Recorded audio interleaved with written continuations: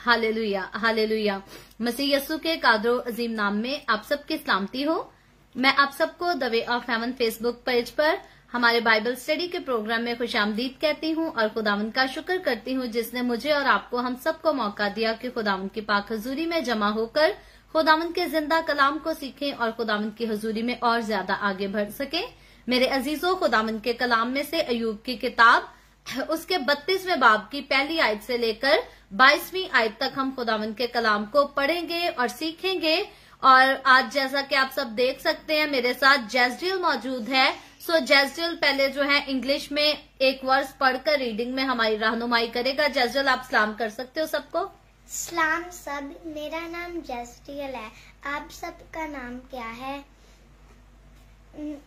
आज मैं थोड़ा ऊंची बोलना। आज मैं जॉब 32 सुनाऊंगा NIV होली बाइबल वर्जन में, न्यू इंटरनेशनल वर्जन। ओके, किधर है? Let me help you. या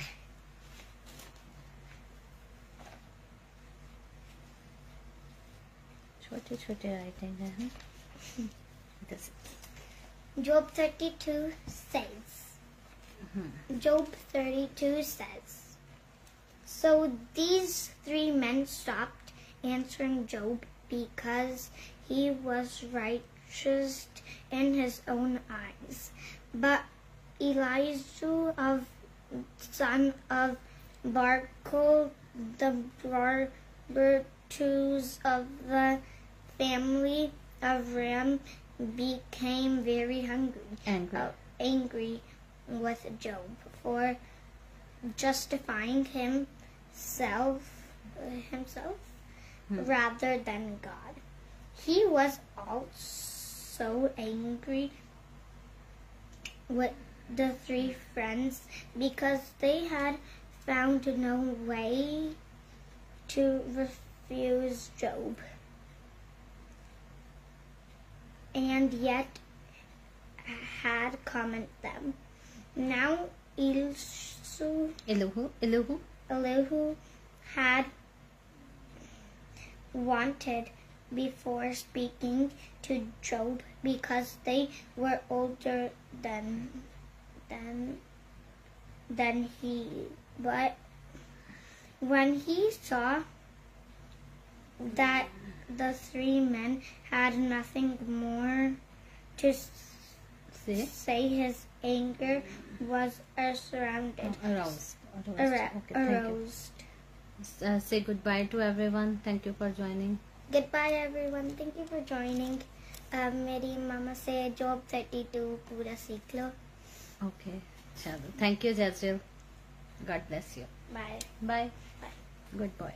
और मैं नेक्स्ट वीडियो में Job 33 सुनाऊंगा। Job 33 Yeah, tomorrow we will study Job 33. Okay? Okay. Good boy. Thank you जैजरियल। Bye. खुदावंद आप सबको बरकत दे। जैजरियल के लिए आप हमेशा ब्लेसिंग की प्रेयर करते रहते हैं और अक्सरोकात मुझे जब कॉल्स आती हैं या मैसेजेस आते हैं तो आप में से सभी जो है जैजरियल को याद भी करते हैं, मेरे बेटे को, और उसके लिए दुआ भी करते हैं। मैं आप सबकी बहुत शुक्रगुजार हूं और खुदावंद की शुक्रगुजारी करती हूं। जैजरियल अभी से खुदावंद के कलाम को डेली बेसिस पर पढ़ता है, दुआ करता है। जैजरियल ने भी मैथ्यू की किताब से जो है बाइबल मुकद्दस को पढ़ना शुरू किया है और तरतीब के साथ बाइबल को पढ़ रहा है और 7 साल की उम्र का है। और हम खुदावंद की शुक्रगुजारी करते हैं और हमारी हमेशा कोशिश होनी चाहिए कि हम अपने बच्चों को खुदावंद के रास्ते पर लगाएं और उनको खुदा के नाम की तालीम दें, क्योंकि खुदावंद यीशु मसीह ने फरमाया छोटे बच्चों को मेरे पास आने दो। तो जरूर है कि हम दुनिया की बाकी चीजों की तरफ से हटाकर अपने बच्चों को खुदावंद यीशु मसीह के रास्ते की तरफ लगाएं, क्योंकि खुदावंद यीशु मसीह की राह जो है ये जिंदगी की राह है, यही हमारे लिए बरकतों की राह है। जब इंसान खुदा से दूर जिंदगी गुजारता है तो तो फिर वो अपने लिए बरकत के कई ठिकाने तलाश करता है कि कहीं ना कहीं से बरकत को बटोरा जा सके। लेकिन वो इंसान जो खुदावंद के रास्ते पर चलता है, सारी बरकतें खुदा की तरफ से उसको हमेशा इनाम में मिलती हैं। उसको बरकतों को कभी ढूंढना नहीं पड़ता, बल्कि बरकतें खुदा जो है इनाम में अपने लोगों को देता है। सो आए अपनी बाइबल मुकद्दस को मेरे साथ खोलें और निकालें अय्यूब की किताब, उसके 32वें बाब की पहली आयत से मैं पढ़ूंगी। खुदावंद के कलाम में यूं लिखा है, सो उन तीनों आदमियों ने अय्यूब को जवाब देना छोड़ दिया, इसलिए कि वो अपनी नजर में सादिक था। तब एलीहू बिन बराकील बूजी का, जो राम के खानदान से था, कहर भड़का। उसका कहर अय्यूब पर भड़का, इसलिए कि उसने खुदा को नहीं बल्कि अपने आप को रास्त ठहराया, और उसके तीनों दोस्तों पर भी उसका कहर भड़का, इसलिए कि उन्हें जवाब तो सूझा नहीं, तो भी उन्होंने अय्यूब को मुजरिम ठहराया। और एलीहू अय्यूब से बात करने से इसलिए रुका रहा कि वो उससे बड़े थे। जब एलीहू ने देखा कि उन तीनों के मुंह में जवाब ना रहा, तो उसका कहर भड़क उठा, और बराकील बूजी का बेटा एलीहू कहने लगा, मैं जवान हूं और तुम बहुत उम्र रसीदा हो, इसलिए मैं रुका रहा और अपनी राय देने की जुर्रत ना की। मैंने कहा, सालखुर्दा लोग बोले और उम्र रसीदा हिकमत सिखाएं, लेकिन इंसान में रूह है और कादर मुतलिक का दम खैर बख्शता है। बड़े आदमी ही अक्लमंद नहीं होते और उम्र रसीदा ही इंसाफ को नहीं समझते। इसलिए मैं कहता हूं कि मेरी सुनो, मैं भी अपनी राय दूंगा। देखो, मैं तुम्हारी बातों के लिए रुका रहा। जब तुम अल्फाज की तलाश में थे, मैं तुम्हारी दलीलों का मुंतजिर रहा, बल्कि मैं तुम्हारी तरफ तवज्जो करता रहा, और देखो, तुम में से कोई ना था जो अय्यूब को कायल करता या उसकी बातों का जवाब देता। खबरदार, ये ना कहना कि हमने हिकमत को पा लिया है। खुदा ही उसे लाजवाब कर सकता है, ना कि इंसान, क्योंकि ना उसने मुझे अपनी बातों का निशाना बनाया, ना मैं तुम्हारी सी तकरीरों से उसे जवाब दूंगा। वो हैरान हैं, वो अब जवाब नहीं देते, उनके पास कहने को कोई बात ना रही। और क्या मैं रुका रहूं इसलिए कि वो बोलते नहीं, इसलिए कि वो चुपचाप खड़े हैं और अब जवाब नहीं देते। मैं भी अपनी बात कहूंगा, मैं भी अपनी राय दूंगा, क्योंकि मैं बातों से भरा हूं और जो रूह मेरे अंदर है वो मुझे मजबूर करती है। देखो, मेरा पेट बेनिकास शराब की मानिद है, वो नई मशकों की तरह फटने ही को है। मैं बोलूंगा ताकि मुझे तस्कीन हो, मैं अपने लबों को खोलूंगा और जवाब दूंगा। ना मैं किसी आदमी की तरफदारी करूंगा, ना मैं किसी शख्स को खुशामद के खिताब दूंगा, क्योंकि मुझे खुशामद के खिताब देना नहीं आता, वरना मेरा बनाने वाला मुझे जल्द उठा लेता। खुदावंद के पाक कलाम पढ़े और सुने जाने पर खुदावंद की बरकत हो। खुदावंद का शुक्र हो मेरे अजीजों। खुदावंद के कलाम में से अय्यूब की किताब उसके 32वें बाब की पहली आयत से लेकर 22वीं आयत तक हमने खुदावंद के पाक कलाम की तलावत की है। और यहाँ पर हम देखते हैं कि यहाँ पर अय्यूब जो है अब अपनी बात को खत्म कर चुका है, और अय्यूब के बाकी दोस्त जो बातें कर रहे थे, जो कि बात बात पर अय्यूब को गुनाहगार ठहरा रहे थे, अब वो भी चुप हैं। लेकिन अब यहाँ पर हम देखते हैं कि एक और नौजवान है जिसका नाम यहाँ पर इलूहू बताया गया है। अब इलीहू जो है ये बोलता है, मैं माजरत चाहती हूँ, प्रोनाउंसिएशन इस नाम के लिए जो है मेरी इतनी क्लियर नहीं है, लेकिन ये शख्स जो है अब आखिरकार बोलता है और ये इलीहू जो है ये यंग बच्चा है, ये जवान बच्चा है। अभी तक जो कुछ बातचीत हो रही थी अयूब और उसके दोस्तों के बीच में, ये उन सारी बातों को इत्मीनान के साथ, एहतियात के साथ सुनता है। और अब आखिरकार ये शख्स जो है ये महसूस करता है कि जो कुछ बोला जा रहा है वो काम की खास बातें नहीं है। दो चीजें हैं, दो पॉइंट्स हैं जिन पर इलीहू को एतराज है। पहली बात तो यहां पर बताई गई है कि ये अयूब पर जो है इसका कहर भड़कता है। क्यों भड़का है? इसका कहर भड़कने की वजह बताई गई है कि उसने खुदा को नहीं बल्कि अपने आप को रास्तबाज ठहराया। और दूसरी बात बताई गई है कि और उसने उसके तीनों दोस्तों पर भी उसका कहर भड़का, इसलिए कि उन्हें जवाब तो सूझा नहीं, तो भी उन्होंने अयूब को मुजरिम ठहराया। सो अब ये जो है, क्योंकि अयूब के तीन दोस्तों ने अयूब को मुजरिम ठहराया और उनको हिकमत से अयूब की बातों के जवाब देने नहीं आए, इसलिए इसको इन तीनों पर भी गुस्सा है। और साथ अयूब पर इसको इस बात का गुस्सा है कि अयूब ने जो है खुदा की बजाय अपने आप को रास्तबाज क्यों ठहराया। पहली बात तो मेरे अजीजों, हम क्योंकि खुदावंद के कलाम को रेगुलर बेसिस पर पढ़ते आ रहे हैं, हमने अयूब की किताब उसके पहले बाब से लेकर 31वें बाब तक आज तक की जो बाइबल स्टडी की है। मैं आपसे यहाँ पूछना चाहूंगी, आप अपने ख्यालात का इजहार नीचे कमेंट में जरूर कीजिएगा। अयूब ने क्या ऐसा कहीं भी खुदा को नाराज ठहराने की जुर्रत की? कहीं अयूब ने ऐसा तो नहीं किया कि खुद को रास्तबाज कहा और खुदा को नाराज ठहराया?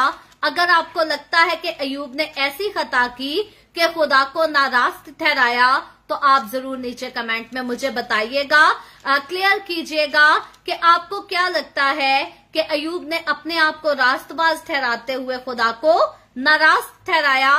क्या इलीहू का कहर जो है अयूब पर भड़कना रवा है, जायज है या नाजायज है? आप अपने ख्यालात का नीचे कमेंट में इजहार जरूर कर सकते हैं। मैं आपके कमेंट्स का वेट करते हुए बाइबल मुकद्दस में से एक हवाला निकालूंगी। इमसाल की किताब उसके 18वें बाब की 13वीं आयत को पढ़ेंगे। सिस्टर शगुफ्ता सैमुअल ने रिप्लाई किया है नो। क्या सिस्टर शगुफ्ता सैमुअल ही इस टाइम मेरे साथ सिर्फ लाइव आई हैं जो खुदा के कलाम को सीख रही हैं, या बाकी लोग भी साथ प्रेजेंट हैं? मैं चाहूंगी कि आप जितने सुन रहे हैं अपने ख्यालात का इजहार करें। सिस्टर शगुफ्ता सैमुअल का कहना है कि अयूब ने किसी जगह भी खुदा को नाराज नहीं ठहराया। आपका क्या कहना है? क्या अयूब ने किसी जगह खुदा को नाराज ठहराया है? आप जरूर नीचे कमेंट में इस बात का जवाब दे सकते हैं। जी, सिस्टर जमीला खुरम का रिप्लाई आया है नो। उनका भी यही कहना है कि अयूब ने खुदा को नाराज नहीं ठहराया। सिस्टर शीरी आर्थर मल का भी कहना है नो, अयूब ने किसी जगह खुदा को नाराज नहीं ठहराया। ब्रदर खुरम शहजाद का भी यही कहना है कि नहीं जी, खुदा को किसी जगह अयूब ने नाराज नहीं ठहराया। मेरे अजीजों, चाचू यूसुफ पैट्रिक ने भी रिप्लाई किया है, थैंक यू। उनका भी यही कहना है कि बिल्कुल नहीं, अयूब ने किसी जगह जो है खुदा को नाराज नहीं ठहराया। अब इलीहू का जो है कहर अयूब पर भड़कता है। इलीहू की बाकी बातों पर गौर करने से पहले इमसाल की किताब उसके 18वें बाब की 13वीं आयत अगर बाइबल मुकद्दस आपके पास मौजूद है तो जरूर इस रेफरेंस को निकालें। थैंक यू ब्रदर आसिफ आशिक। उनका भी जवाब बिल्कुल ठीक है कि कहीं भी जो है अयूब ने खुदा को नाराज नहीं ठहराया। ब्रदर राय इमरान भट्टी, खुदावंद आपको बरकत दे। थैंक यू आपके रिस्पांस के लिए। जो लोग कमेंट में मुझे रिस्पांस दे रहे हैं यही मेरे साथ प्रेजेंट हैं और मैं आप सबकी शुक्रगुजार हूँ। खुदावंद आपको बरकत दे। खुदावंद के कलाम में लिखा है, जो बात सुनने से पहले उसका जवाब दे ये उसकी हमाकत और खजालत है। सो बेशक वो इंसान, वो लोग जो बात को सुनने से पहले ही उसका जवाब दे देते हैं, ये उनकी हमाकत होती है। मैं यहाँ पर अपना जाती तजर्बा शेयर करना चाहूंगी। कई बार अपनी जिंदगी में मैं भी ऐसी हमाकत कर चुकी हूँ। याद रखें, कई बार जज्बाती होते हुए हमें नहीं समझ आती, कई बार हमसे ऐसी हमाकतें हो जाती हैं, लेकिन हमें अपनी हमाकत को मानना चाहिए, एक्नॉलेज करना चाहिए और फिर बार बार ऐसी हमाकत अपनी जिंदगी में नहीं करना चाहिए। मैंने अपनी जिंदगी में एक बार ऐसी हमाकत की और मुझे उसका हर्जाना जो है बहुत बड़े पैमाने पर भुगतना पड़ा। सो कभी भी बात को पूरा सुने बगैर जो है जवाब पहले से नहीं देना चाहिए। अगर आपसे कभी ऐसी कोई गलती हुई हो तो आप जरूर जो है इसका इकरार भी कर सकते हैं खुदा के सामने और याद रखें कि अगर तो ये गलती हुई है दोबारा कभी ऐसी गलती होनी नहीं चाहिए और अगर कभी ऐसी गलती नहीं हुई तो फिर कभी ऐसी गलती होने भी नहीं देनी। यहाँ पर अयूब के दोस्त जो थे वो बार बार अयूब को जो है बेवजह मुजरिम ठहराते चले जा रहे हैं, लेकिन इलीहू जो है यहाँ पर पहले एक पॉइंट पर इस आयत की तरफ अगर हम गौर करें और अब तक इलीहू का सारी बातों में खामोश रहना और सबकी बातों को सुनना, उन पर गौर फिक्र करना, आखिर में बोलना, इस बात को तो जाहिर करता है कि यहाँ पर इलीहू जो है अक्लमंद शख्स नजर आता है थोड़ा, कि ये अब तक सारी बातों को सुनता रहा, बड़े ध्यान से, बड़ी तवज्जो से सुनता रहा और इसने ठीक वक्त का इंतजार किया जब अयूब अपनी बात को खत्म कर चुका और अयूब के दोस्त भी अपनी बातें कर चुके तो आखिरकार जो है अब इलीहू बोलता है। लेकिन एक बात है कि इलीहू जो है ये गजबनाक होता है, ये गुस्से से भड़कता है। अब गुस्से से भड़कने के लिए बाइबल मुकद्दस में से इफ्सियों की किताब,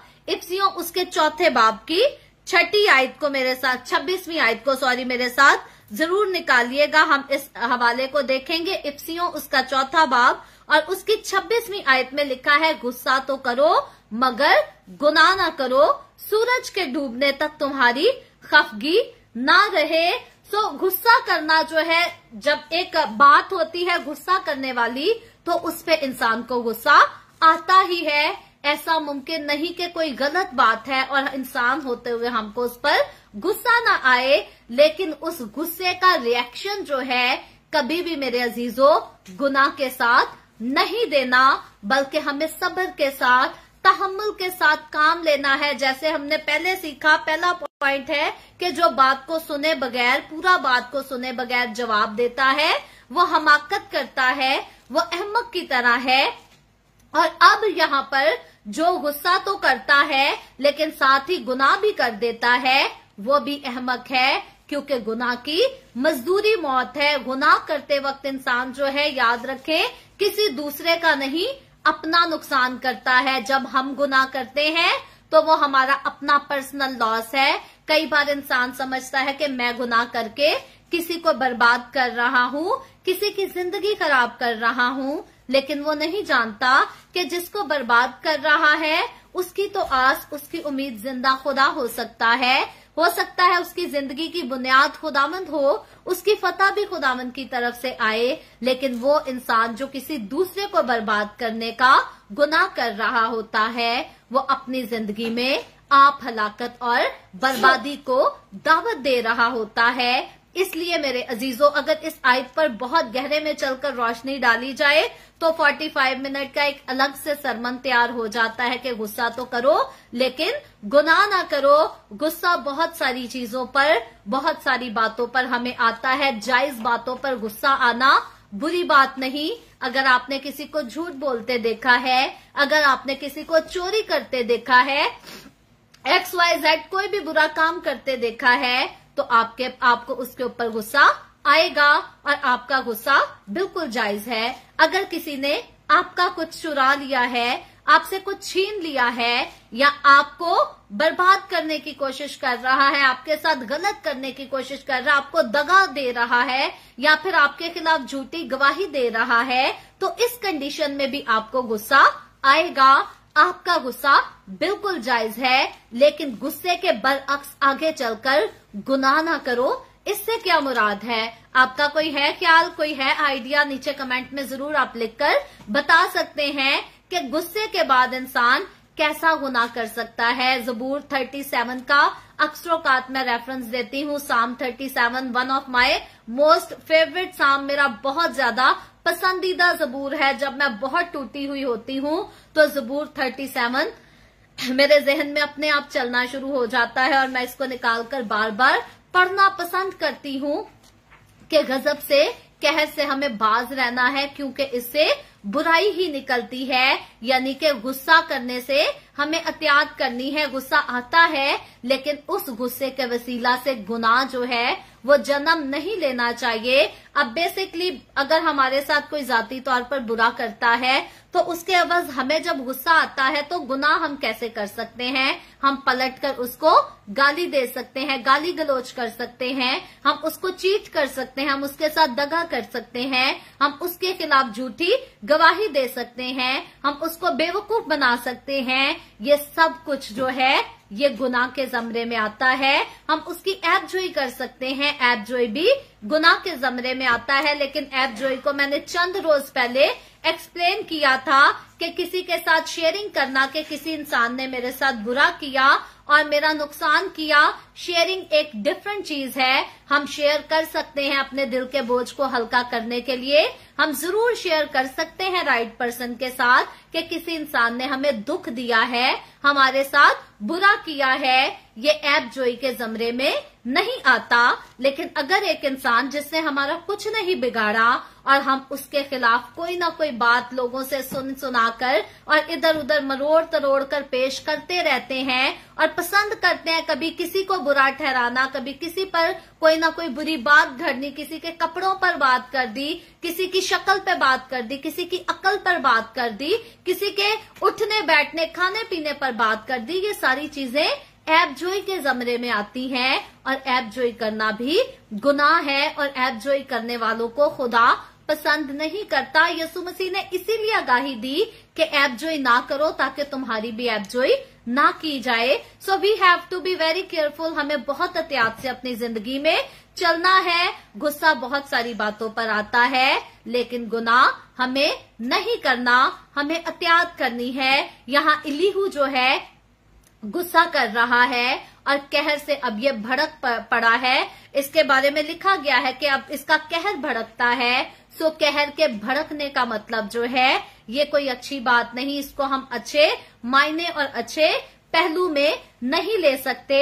अभी तक तो इलीहू अक्लमंद की तरह सारी बातों को सुन रहा था और किसी बात का जवाब नहीं दे रहा था, क्योंकि वो समझता था कि बड़ों के बीच में बच्चों का बोलना जरूरी नहीं है।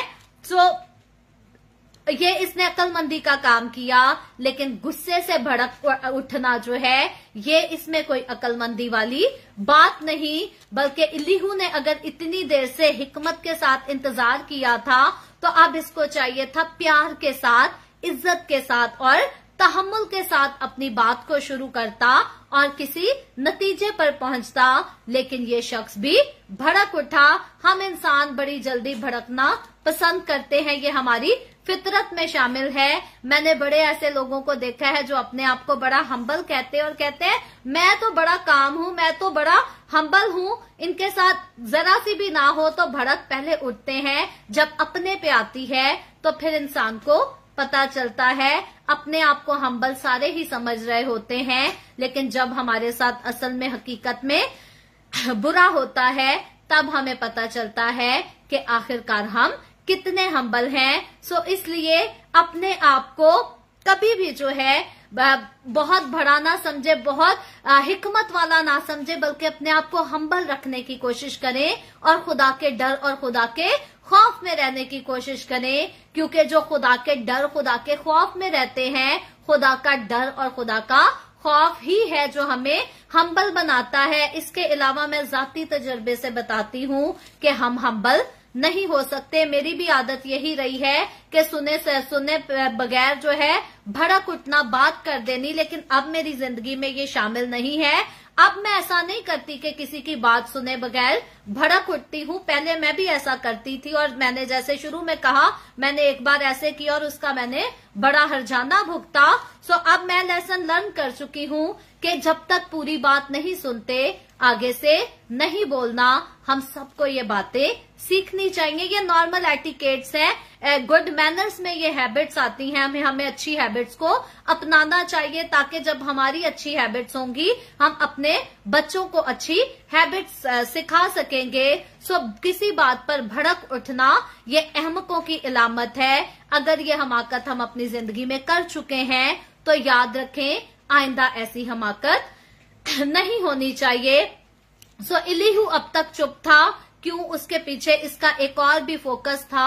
ये समझ ये रहा था कि हिकमत ये है कि दूसरे बड़ों की बातों में बच्चों को नहीं बोलना चाहिए। आए इसके लिए हम पहला तिमोथियस 4 बाब की 12वीं आयत का रेफरेंस निकालते हैं। पहला तिमोथियस, आपके पास बाइबल मुकद्दस मौजूद है तो जरूर मेरे साथ निकालिएगा। पहला तिमोथियस 4 बाब की 12वीं आयत मैंने कहा खुदावंद के कलाम में लिखा है, कोई तेरी जवानी की हकारत ना करने पाए बल्कि तू ईमानदारों के लिए कलाम करने और चाल चलन और मोहब्बत और ईमान और पाकीज़गी में नमूना बन। सो खुदा का कलाम जवानों को जो है हदायत देता है, तालीम देता है कि हमें क्या करना है, कि हमें अपनी हिफाजत करनी है, हमें अपनी जुबान की, अपने किरदार की हिफाजत करनी है ताकि ईमानदारों के लिए हम कलाम करने वाले और चाल चलन में, मोहब्बत में, ईमान में, पाकीज़गी में अच्छा नमूना बन सके।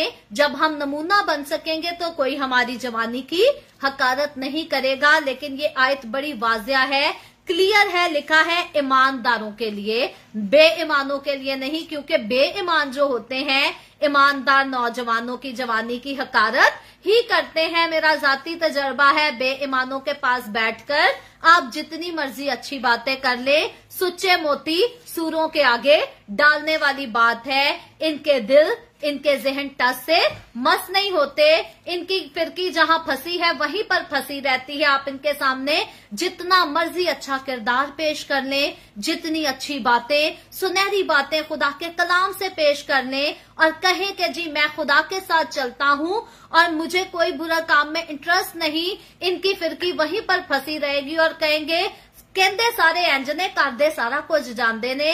ये इनकी साइकोलॉजिकली इनके जहन का एक कॉन्सेप्ट बन चुका होता है। और ये साइकोलॉजिकली इनके जहन का कॉन्सेप्ट क्यों बन चुका है? वजह यह है कि ये खुद जो है ईमानदार बनना नहीं चाहते, ये अपने गुनाहों से तौबा करना नहीं चाहते, ये खुदावंद को अपनी जिंदगी देना नहीं चाहते, बुराइयों को, दुनिया की रंगरलियों को छोड़ना नहीं चाहते।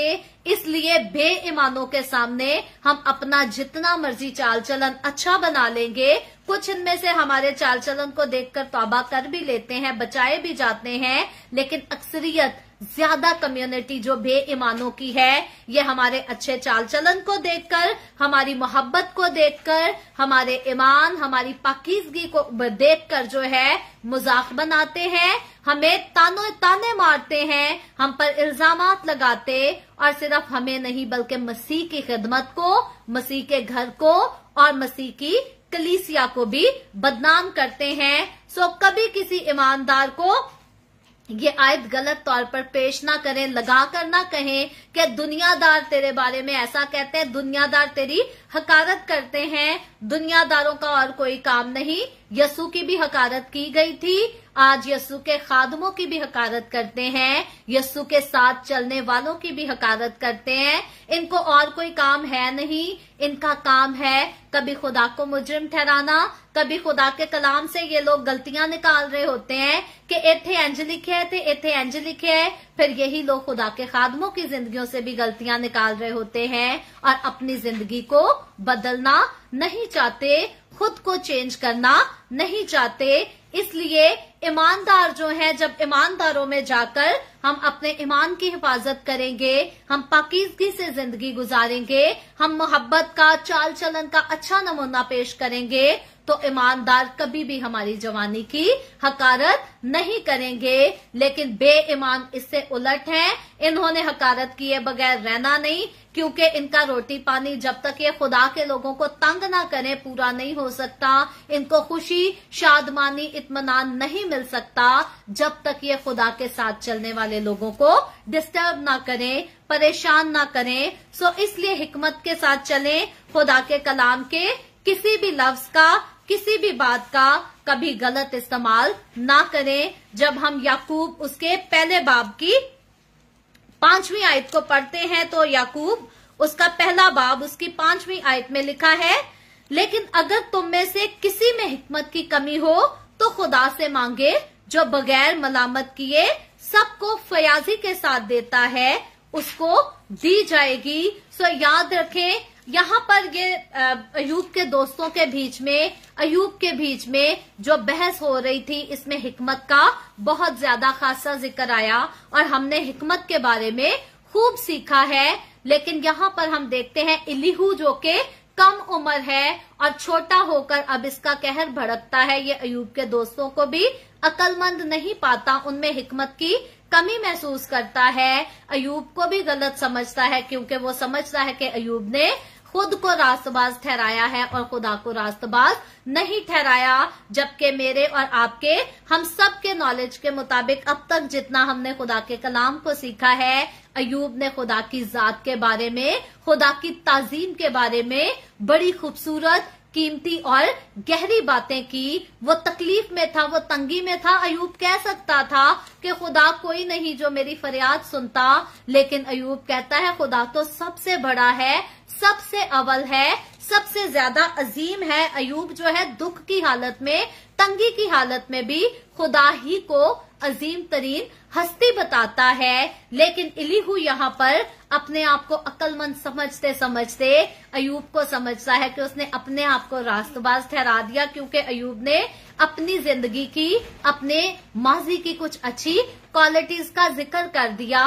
इसलिए ये समझता है कि अयूब ने अपने आप को रास्तबाज ठहरा दिया तो पता नहीं कितना बड़ा गुनाह कर दिया। जबकि अयूब ने अपनी जिंदगी की जो उसकी अच्छी क्वालिटीज थी, अपने दुख के अयाम में उन क्वालिटीज को, उन अच्छी आदतों को, उन अच्छी बातों को याद किया। मेरा जाती तौर पर ऐसा बिल्कुल ख्याल नहीं कि हम अपनी जिंदगी की अच्छी क्वालिटीज को डिस्कस नहीं कर सकते। हाँ, हमें बेवजह अपने आप मियाँ मिट्ठू नहीं बनना चाहिए कि अपनी तारीफें करते रहें और किसी दूसरे को कुछ समझे ना। लेकिन अगर हमारी जिंदगी में कुछ अच्छी आदतें हैं तो हम उनको दूसरों के साथ शेयर कर सकते हैं। जैसा कि मैं अक्सर शेयर करती हूँ, मेरे सर्कल में जितने लोग आते हैं वो जानते हैं कि मैं हमेशा जो है इस बात को कहती हूँ कि झूठ से मुझे सख्त नफरत है, मुझे झूठ बिल्कुल मेरी बर्दाश्त में नहीं। और अगर कोई इंसान एक बार मेरे सामने झूठ बोल जाए तो दूसरी बार उसकी सच्ची बात पर भी यकीन करने पर मेरा कभी दिल नहीं करता, मेरा एतबार, मेरा यकीन उस पर से उठ जाता है। दूसरी एक और मेरी आदत है कि अगर एक बार कोई मुझसे नाराज हो जाए तो वो भी मेरी नजर में गिर जाता है, क्योंकि मुझे लगता है, मेरा जाती तौर पर मानना ये है कि अगर हम किसी से प्यार करते हैं, अगर हम किसी से मोहब्बत रखते हैं, अगर हमें उसकी कोई बात बुरी लगती है तो हम उससे गिला कर सकते हैं, हम शिकायत कर सकते हैं, हम उससे इजहार कर सकते हैं कि ये बात ठीक नहीं, ये बात बुरी है, हम इस बात को हटा दें और आपस में मोहब्बत से रहें। लेकिन अगर हम गिला शिकवा किए बगैर एक दूसरे से अलहदगी इख्तियार कर लेते हैं, नाराज हो जाते हैं, तो मुझे लगता है कि इससे हम जो है एक दूसरे को नजरअंदाज करते और एक दूसरे के जज्बात का एहसास नहीं करते। सो मेरा मानना यह है कि किसी से नाराज होने की बजाय किसी की कोई बात बुरी लगी है उसको बताकर उसके साथ अपना रिलेशन बेटर किया जा सकता है। आपके ख्याल में क्या है? आप चाहें तो नीचे कमेंट में लिख सकते हैं। ये मेरी एक ऐसी आदत है जो मैं ज्यादातर लोगों को बताना इसलिए पसंद करती हूँ ताकि मुझे होता है कि अगर कोई इंसान मेरे साथ लिंक में है और उसे कभी मेरी बात बुरी लग जाती है, क्योंकि मैं हमेशा इस बात को मानती हूँ, एक्नॉलेज करती हूँ कि हम इंसान हैं और हमारी सारी बातें हमेशा सबको अच्छी नहीं लग सकती। अगर एक शख्स को मेरी बातें पसंद हैं तो मुमकिन है कि दो लोगों को मेरी बातें बहुत बुरी लगेंगी। अगर एक शख्स को लगता है कि मैं हमेशा सच बोलती हूँ तो मुमकिन है कि दो लोगों को मेरी हर बात जो है वो झूठ की तरह बनी बनाई कहानी लग सकती है। सो कोई भी जो है किसी के लिए भी कभी भी याद रखे परफेक्ट नहीं हो सकता, ना कभी कोई मेरे लिए परफेक्ट हो सकता है और ना मैं कभी किसी के लिए परफेक्ट हो सकती हूँ, क्योंकि हम इंसान कहीं ना कहीं पर कमजोर पड़ जाते हैं, कोई ना कोई गलती कर देते हैं। और मैं अपने सर्कल में रहने वाले लोगों को हमेशा ये बात कहती हूँ कि मेरी कोई बात बुरी लगे मुझसे बात कर लेना, गिला कर लेना, शेयर कर लेना, मैं अपनी सफाई पेश करने से कभी पीछे नहीं हटूंगी। लोग अक्सर का दुनियादार जो लोग समझते हैं वो कहते हैं सफाई वो इंसान पेश करता है, अपनी सफाई वो देता है जो झूठा होता है। लेकिन मैं अब तक बाइबल मुकद्दस में से खुदा के कलाम को जितना मैंने पढ़ा और सीखा है, खुदा के मुकद्दस लोग, खुदा के साथ चलने वाले लोग जो हैं वो रिलेशनशिप खराब करने की बजाय सफाई पेश करना ज्यादा पसंद करते हैं। और मेरा मानना ये है कि अगर किसी से गिला शिकवा है तो खुलकर इजहार करें, और अगर किसी को हमसे कोई गिला शिकवा है और हमें लगता है कि उसका गिला शिकवा गलत है तो हम सफाई पेश कर सकते हैं। अगर कोई हमें झूठा समझता है और हम झूठे नहीं हैं तो हम अपनी सफाई पेश कर सकते हैं। हम बता सकते हैं कि हमारे अंदर ये बुराई नहीं पाई जाती।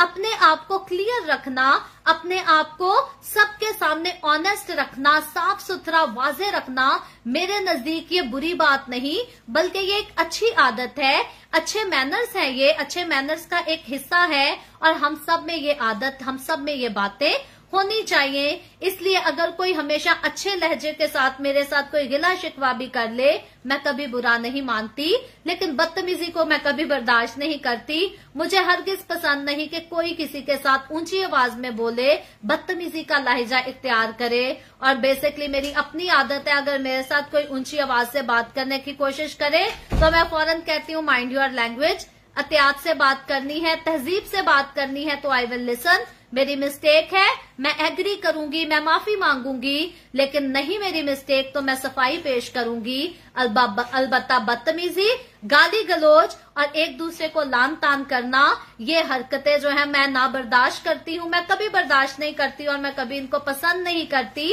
और इन चीजों की, इन बातों की मेरी जिंदगी में कोई गुंजाइश नहीं। किसी एक भी रिलेशनशिप की तरफ से मैंने इन चीजों को अपनी जिंदगी में कोई गुंजाइश नहीं दे रखी। सो खुदावन का कलाम हमें सिखाता है कि हम जो कुछ हैं हमें क्रिस्टल क्लियर होना चाहिए। खुदावन का कलाम अगर हम देखें, खुदा की जात की खासियत, खुदा के कलाम की खासियत देखें तो ये सोने चांदी से ज्यादा कीमती है। और अगर हम खुदावन में हैं और अगर खुदावन यस्सु मसीह ने हमें कहा है कि हमें यस्सु की मानद बनना है, तो अगर यस्सु मसीह क्रिस्टल क्लियर है तो फिर हमारी बातें, हमारा अंदाज, हमारी बातें, हमारा चाल चलन, सब कुछ जो है ये बिल्कुल खुदावन की तरह क्रिस्टल क्लियर होना चाहिए। और हमेशा हमें सबके सामने इसी तरह रहना चाहिए जैसे हम हकीकतन अंदर से हैं, ताकि किसी को हमसे ठोकर ना लग सके। और हिकमत जो है वो क्योंकि खुदा के खौफ की तरफ से आती है। जब तक हम खुदा का खौफ अपनी जिंदगी में नहीं रखते, याद रखें, तब तक हम हिकमत का अपनी जिंदगी में तजर्बा नहीं कर सकते।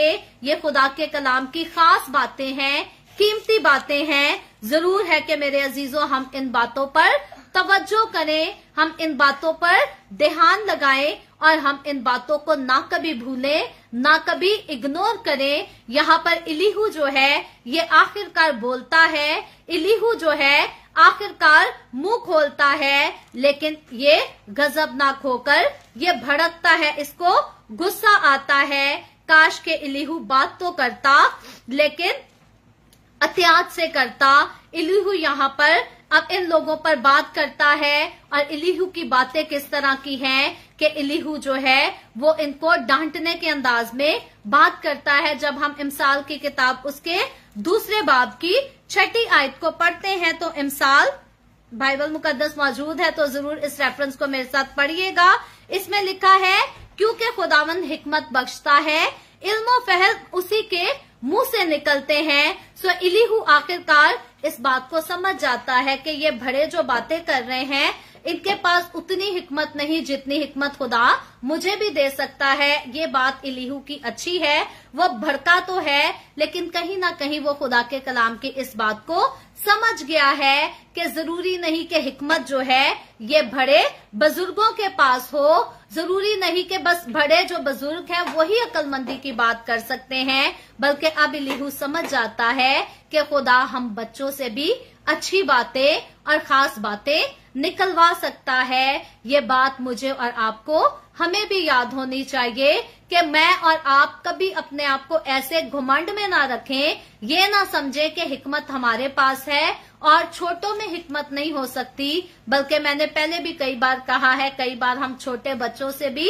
हिकमत की बड़ी बड़ी बातें सीख रहे होते हैं। मेरे नजदीक जो खुदा की रफाकत में रहता है, फिर उसकी उम्र कोई भी क्यों ना हो, वो हिकमत में बहुत ज्यादा तेज और आगे होता है। इलीहू जो है शुरू में भड़कता है, आखिरकार इलीहू की बाकी बातों पर गौर करें तो आखिरकार इलीहू जो है वो पोलाइट भी हो जाता है, ऑनेस्टी की बातें भी करता है। और खुदावंद का कलाम यही मुझे और आपको सिखाता है। मेरे जहन में रेफरेंस नहीं आ रहा जहां पर लिखा है कि बड़ों को जो है बुजुर्गों को इज्जत वाला जानकर उनकी नसीहत कर। अगर आपके पास ये रेफरेंस किसी को याद आए तो जरूर नीचे कमेंट में लिख दीजिएगा ताकि बाकी लोगों को भी मदद मिल जाए। खुदावंद का कलाम छोटों को नसीहत करता है कि बड़ों की इज्जत करनी है, बड़ों की रिस्पेक्ट करनी है। अगर खुदा ने हमें हिकमत दी है और हमारे पास हिकमत की कोई बात है तो जरूर है कि हम उसको पोलाइट वे में, नाइस वे में बड़ों के साथ शेयर कर सकते हैं, बदतमीजी के साथ नहीं। हम देखते हैं इलीहू की बातों पर गौर करें। इन 22 आयात को जब हमने पढ़ा, शुरू में इलीहू भड़कता है, आखिर में अब उसका अंदाज जो है वो बेहतर हो जाता है, वो अच्छे तरीके से बात करता है ताकि अपनी बात समझाई जा सके। लेकिन क्योंकि इस चैप्टर में हमें इलीहू की फ्रस्ट्रेशन भी नजर आती है, एक तरफ इलीहू फ्रस्ट्रेटेड होकर बोलता है, दूसरी तरफ वो नरम लहजा भी इख्तियार करता है। सो हम देखते हैं कि इलीहू के पास हिकमत है, लेकिन इतनी ज्यादा भी हिकमत नहीं कि इलीहू ही अब रास्तबाज ठहर जाए।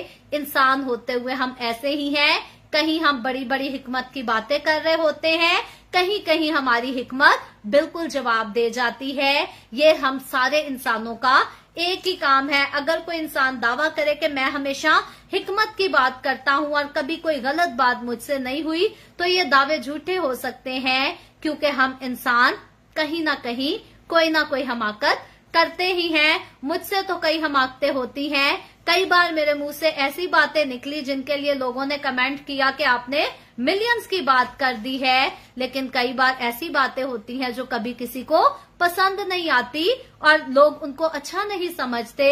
सो हमारी सारी बातें हमेशा सबको सेटिस्फाई नहीं कर सकती। लेकिन आज इलीहू की इन बातों पर जो वो अयूब और अयूब के दोस्तों के साथ करता है, हम गौर करते हुए सीखते हैं कि पहली बात तो हमें हिकमत से तो काम लेना है, लेकिन हिकमत हमें खुदा से मिलेगी। कभी ये नहीं समझना कि हिकमत सिर्फ बड़े बुजुर्गों के पास है और बच्चे जो हैं बेवकूफ होते हैं। बच्चे कई बातों में बड़ों से ज्यादा अक्लमंद और समझदार होते हैं। ये जो नई पोश होती है ये हमसे हमेशा 2 हाथ आगे ही होती है। इसलिए अगर बच्चे कभी हिकमत की बात करें तो ये ना समझे कि साड़ी बेइज्जती कर देती है। कई बार बड़ों की साइकोलॉजी इतनी बिगड़ चुकी, खराब होती है कि अगर बच्चे हिकमत की बात कर दें तो बुरा मान जाते हैं और कहते हैं लहजी बच्चे हो के सानू नसीहता कर देने, असा भी जिंदगी गुजारिए। जरूरी नहीं कि जिसने जिंदगी 50 साल गुजारी या 70 साल गुजारी अकल सिर्फ उसके पास है। हिकमत खुदा किसी को भी दे सकता है। खुदा की कुर्बत के साथ, खुदा के खौफ में रहने से हिकमत मिलती है। और किसी को हकीर जानना, इसमें कोई हिकमत नहीं, बल्कि हिकमत ये है कि खुदा की जात पर, खुदा की बात पर ईमान रखना, उसी पर फख्र करना और उसी को अपना सब कुछ समझना और अपने आप को खुदा के साथ खाकसारी के साथ रखना और वफादारी में कायम रखना। खुदावंद आज के इस कलाम के वसीला से मुझे और आपको, हम सबको बहुत बरकत दे। आए हम सब मिलकर दुआ करेंगे। और इससे पहले मैं दुआ करूं, आप सबसे गुजारिश करती हूं, आपके पास कोई भी प्रेयर रिक्वेस्ट है तो आप जरूर नीचे कमेंट में लिख सकते हैं। आए हम सब अपने सरों को खुदावंद की हुजूरी में झुकाएंगे और दुआ करेंगे।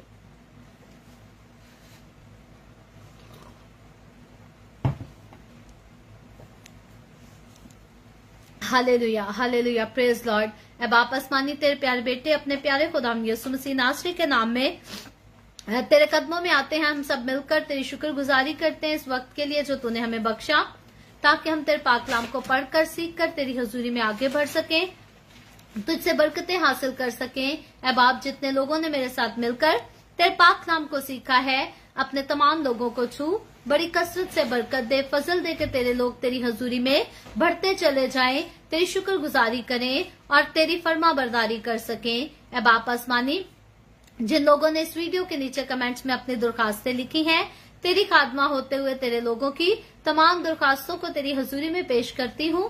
तुझसे मिन्नत और दरखास्त करती हूँ, अपने लोगों के साथ हो, तमाम तरह की बीमारियों से, दुखों, तकलीफों, परेशानियों से अपने लोगों को आजाद कर, ताकि तेरे लोग आजाद होकर तेरी शुक्रगुजारी करें और तेरे नाम की गवाही दे सकें। मैं तेरे तमाम खादमों को, मुकद्दसीन को, पाकलीसियाओं को, परस्तारों को तेरी हुजूरी में याद करती हूँ।